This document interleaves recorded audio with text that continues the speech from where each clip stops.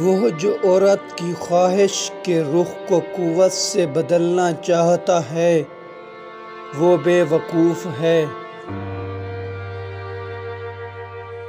عورت سے بے نیاز ہو کر زندگی بسر کرنا ناقابل معافی جرم اور فطرت کے خلاف بغاوت ہے۔ سب سے بڑی آبی قوت عورت کے آنسو ہیں۔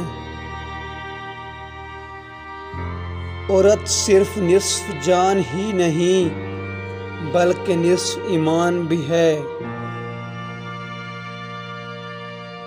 مردوں کی نظروں میں عورت کا صرف چہرہ ہی ننگا نہیں بلکہ وہ مادرزاد برہنہ نظر آتی ہے، اور چشم زون کے عرصہ قلیل میں تصور ان تمام مراحل کو طے کر لیتا ہے جس کو آنکھ کا زنا کہتے ہیں۔